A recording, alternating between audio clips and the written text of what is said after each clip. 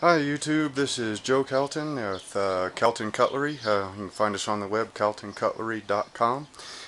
Today I'm going to show off an exciting new endeavor for me, metal casting. A friend of mine, Daniel Rohde, he turned me on to the Gingery books, a fellow by the name of David Gingery. Of course, I got it pulled up on my laptop here. There we go. David Gingery, David Gingery Publishing. He wrote a series of books on how to build your own metal shop starting from scratch and starting with a charcoal-fired foundry.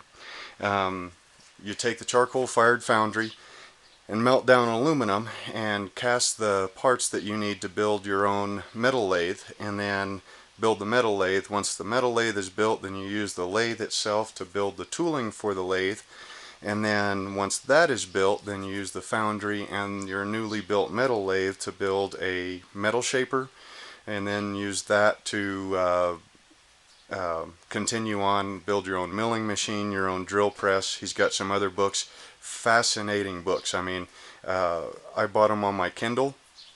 I think the first one was like $5 for the charcoal foundry, and basically once I bought it, I was reading it everywhere, you know, on my cell phone, you know, bits and pieces at a time here. I went through the entire first book in, I don't know, half a day, something like that, because it just opens up so many possibilities in the shop. You know, I mean, this is predominantly a knife shop, you know, so I've got grinders, power hammers, forges, you know, metal lathe, all that kind of stuff. But I like to build my own equipment. Since most of my equipment is home built out of parts from the junkyard, it's not like, you know, say the power hammer, you know, say a part on it goes bad, or you know, I need a special wheel for one of the grinders.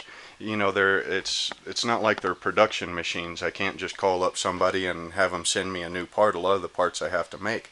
So with this opens up a whole new world of making parts and building machinery.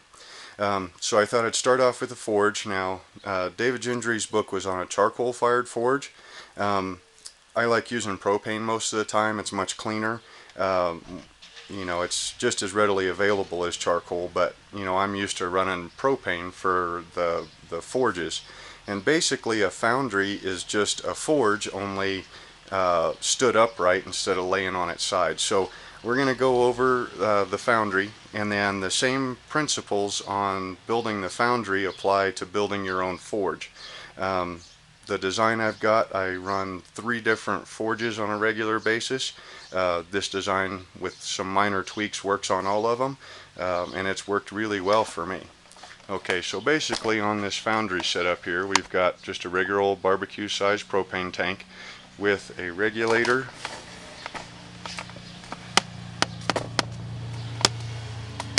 the regular regulator that comes, I had that loose because we're going to take it off, that comes with most of your barbecue setups. This one's also got a level gauge, so I can tell when the propane bottle is starting to run dry. The fan is a fan out of a dishwashing machine. A friend of mine repairs appliances, so he gets these for me, drops off a couple of them every once in a while. I've never worn one out. They run real nice, quiet, seems like they're just enough air. I hardly ever run the valve wide open. Anyway, it's just got, it's basically duct taped to a pipe coming in with an on-off switch. This switch right here is a dimmer switch. I had tried to do that to slow the motor down, just to give me more control. It didn't really work, but I never did take it off of there. We've got just a regular old gate valve to control the amount of air that comes into the burner. On the gas side, our gas tube or hose hooks up to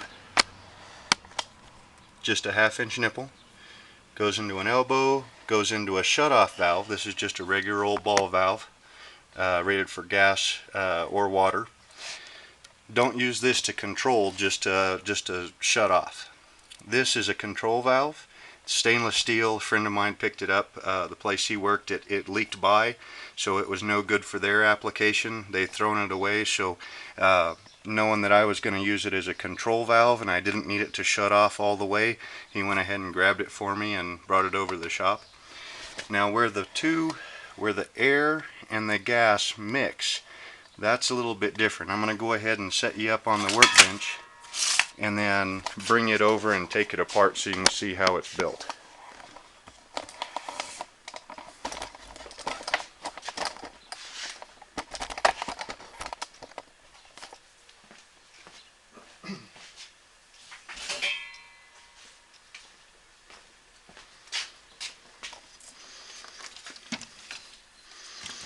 Okay, so this here is the whole burner assembly. What you have is, this is 2-inch galvanized, and the Home Depot didn't have any black iron 2-inch pipe, so basically I just turned a fan on when I was welding it together. This piece comes off. This is the part that goes into the pipe that's on the side of the foundry. And right here, get that to stay there. This is a 1/4-inch pipe nipple, and you drill a hole in the back of this elbow, stick it through, and weld it in place. So this pipe comes out of the middle of that pipe. Now before you do that, go ahead and cut off the pipe threads on this end. Let's get you a little bit closer. Cut off the pipe threads on this end and then drill it and tap it for, I can't remember what size of bolt this is, but anyway, it comes out, and then you can make different size orifices.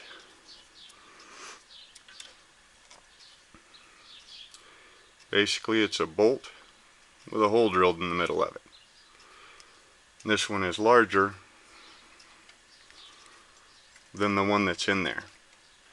So if you're having problems getting enough heat, you can go with a larger orifice to push more gas, be able to get a hotter flame. Most of the time I just run with this little bitty one. This burner is actually for my my mid-size forge. It's the forge that I use for breaking down stock, general forging. I can use it for heat treating smaller choppers up to about, I don't know, 16-inch blade length. Then this pipe screws in on top of that.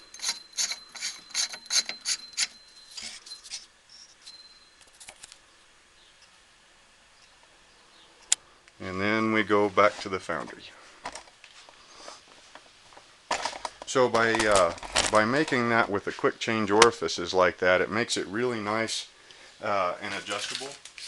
Now, on my other forge, the forge that this burner is built for, there are 2 holes, one on either side, drilled and tapped for set screws. So I can slip this in here, get it in the right spot, and then actually have it sitting vertical, tighten down on those set screws, and it holds it in place real good.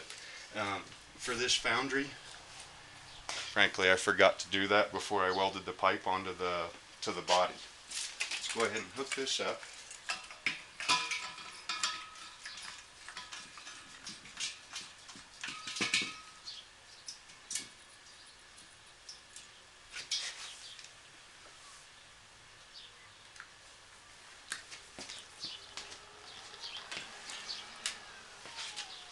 Okay, so that's the burner. Now moving on from the burner, the shell of the foundry is a 7-gallon propane tank. They were in pretty rough shape. You can see that they had an awful lot of surface rust on them. Plus they had the old school valves on them. Nobody would refill them anymore. So this one I thought would be a perfect size for a foundry. So you have that pipe. I take it back. I think this is 1.5-inch pipe and this is 2-inch pipe. This one is welded, never mind my horrible welding job, welded to the side of the forge body. And the forge itself, I just cut the top of the tank off, of course, after I removed the valve and then filled it up with water. And then I just cut it off with a cut-off wheel on a 4-inch angle grinder. The body I lined with super wool, which is they advertise it as a body soluble K-wool. It's a high temperature refractory blanket. The K-wool, apparently it's made out of something similar to asbestos, I guess. If you breathe the dust that comes off of it, your body can't take care of that dust and get rid of it. That's with the K-wool. The body soluble refractory blanket, apparently your body can handle that. I'm not too sure. I'd really tested out all that much. So anyway, so you line this. This has just got one layer of 1-inch refractory blanket. Now that refractory blanket, I believe, is rated up to 2,800 degrees Fahrenheit.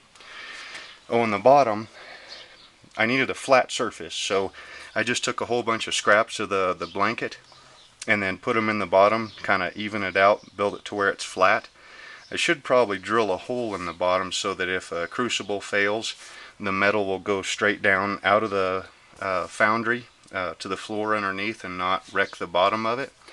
But then I coated the blanket with Castilite.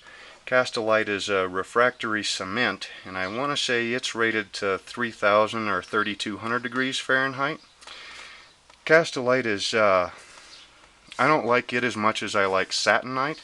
The particles, this is the Castilite. See, you've got a whole bunch of really, the sand size, I guess you would call it, are rather large. I like the satinite, which is a much finer particle size, and I think it does a better job of reflecting heat. So anyway, so it got a coat of Castilite, and then once it was cured, I went ahead and used satinite to go over the top of that. The lid, same deal, except for I wired the refractor or the blanket to the lid first, and then coated it with refractory material. It just sits on the top, and of course I had these pieces left over from making the Crucible, so I welded those on there for use as handles. The Crucible is just a section of over-the-road drive shaft, like off of a diesel pickup or a diesel a tractor trailer. It's the same piece that I used to make my little forge. It's got about an 1/8 inch wall thickness, and it's pretty solid steel. Apparently these will wear out over time as they get scaled up and everything. So we're going to take the, it's got holes in it. Hole there and a hole on the other side. And then for lifting the pot out, I just took a piece of 1/4 inch cold rolled steel, bent hooks in the end, squeeze it, line it up with the holes, and then you can pick it up. Remember, this thing right here is going to be somewhere in the neighborhood of 2,000 degrees Fahrenheit, so it's not something you can just pick up with your hands or even gloves. To do the pour, I cut some slots in that hole, took an old hay rake tooth and flattened out the end of it, so that hay rake tooth will, I think it's got something on the end of it. It goes through that hole, and then the flattened out portion grabs a hold of those slots. I'm going to do this one-handed, and you pick it up and pour it out. It works pretty good. Okay, so today what I'm going to be doing is I'm going to be casting up some ingots, and also I need to build another 2x72 belt grinder. And so since I can cast my own parts now, I'm going to go ahead and cast the drive, tracking, and idler wheel for the grinder. This casting doesn't have to be very precise, as basically I need 4-inch wheels, so I'm going to melt down the aluminum in the crucible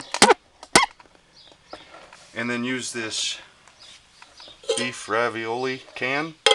That's going to be my mold. I just need roughly a 4-inch wheel, and I need 2 of them. So I'm just going to melt down the aluminum, pour it into this. Once it solidifies, then I'll go ahead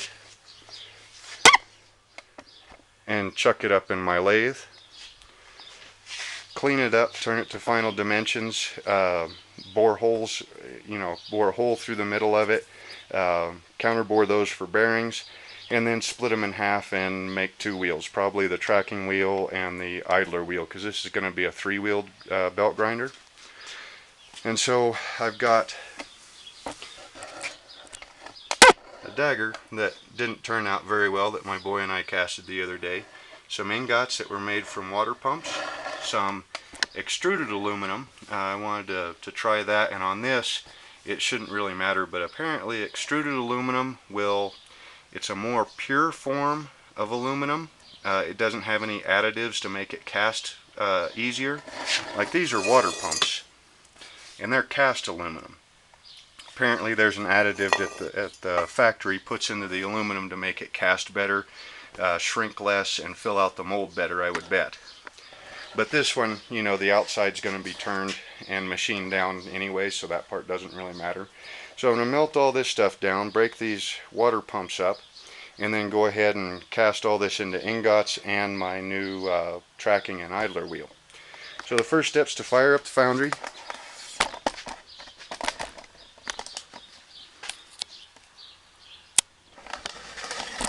And then you'll get to see the burner placement on it and everything. The only difference between this foundry, let's say you wanted to build a forge for knife making, basically the only difference between this foundry and one of my forges is that this foundry is vertical instead of horizontal, and it's got a solid end, and the door isn't hinged because gravity holds it in place. But the burner, the shell assembly, you would make the same way, only you would weld some feet on the underside of the forge to hold it horizontal. And then I like them to have a front door and a back door, both of them hinged, and with sliders across the front so that you can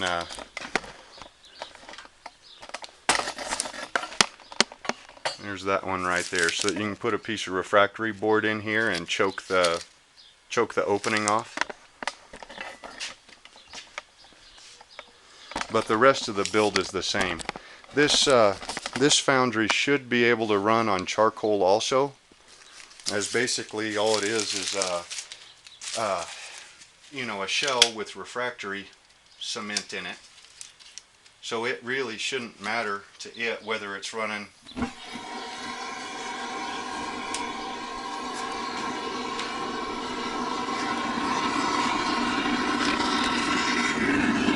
It shouldn't matter if it's running on propane or if it's running on charcoal, as long as you've got the shell and an air source. Now if you look at the placement of the burner, it's off to the side. It's not going directly into the middle. That way that flame can start swirling around in there and give you a much more even heat. These burners, a lot of times they won't burn completely clean until after the shell has come up to temperature. That, and we're about to put the lid on here, so it'll even out, and if it looks like it needs more air, well then we open up the air valve, more gas, open up the gas valve. So anyway, I'm going to put the lid on this and let it warm up. And then once it's warm, I'll go ahead and, well actually no, we'll put the Crucible in there first and let it start getting warmed up while the whole foundry's warming up.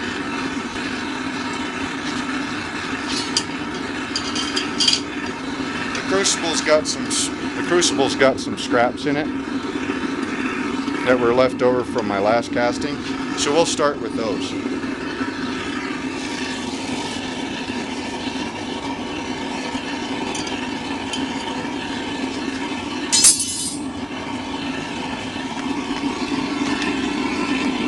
that's how the crucible sits in there. You can see that flame starting to wrap around it.